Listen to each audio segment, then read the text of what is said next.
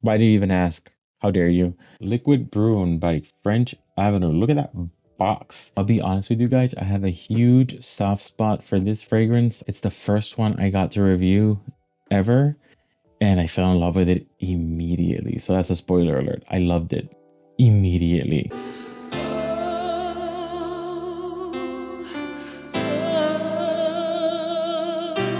When I first got this, I didn't know how to open it, so I started trying to open it from over here, and I couldn't. What you end up having to do is open it up from over here. Oh my god, I can't.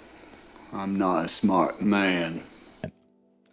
Open it up from over there. Look at that beautiful bottle. I've had this for at least a month. I used it at least for 5 days. I've used it more, but I can't give you an exact number. So let's say about 5 days. Before we start, please take a moment to hit that subscribe button. That way you get more videos from me and it helps my channel grow. Thank you. So let's try it out first, and then we'll talk about the notes.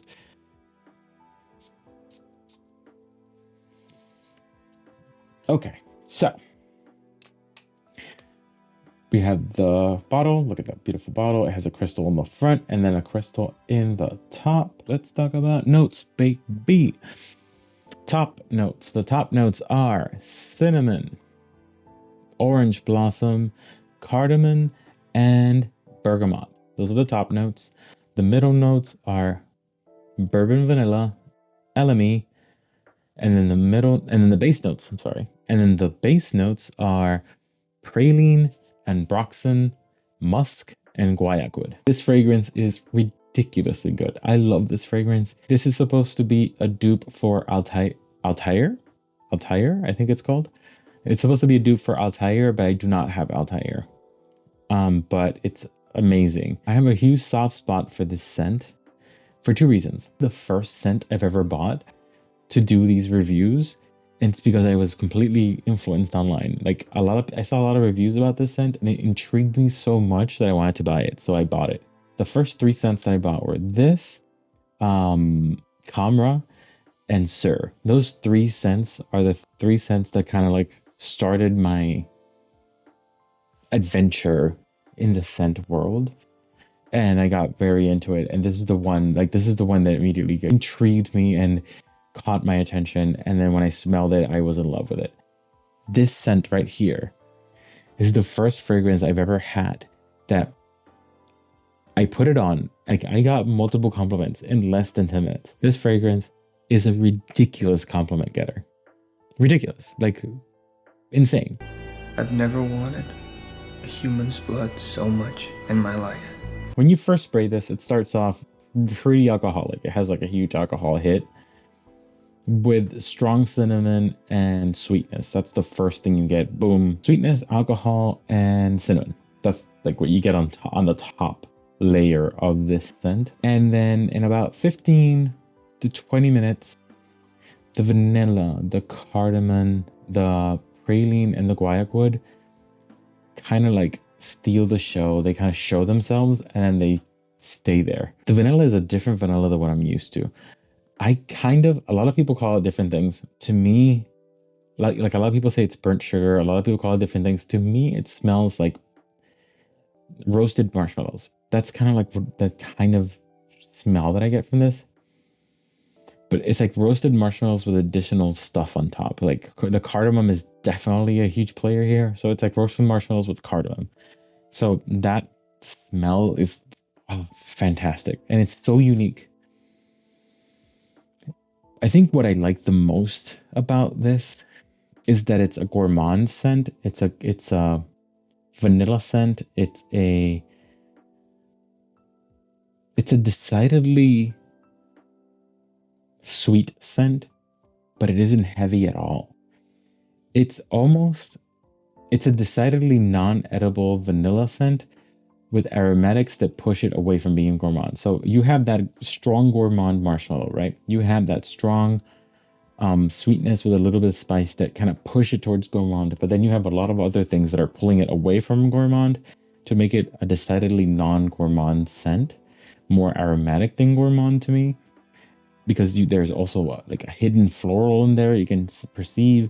There's the cardamom in there. There's like other things that are keeping it from being a true gourmand, and everything also lifts it up that keeps it from being a heavy gourmand scent. It's a lighter scent. It's a airy scent. What the hell are you talking about?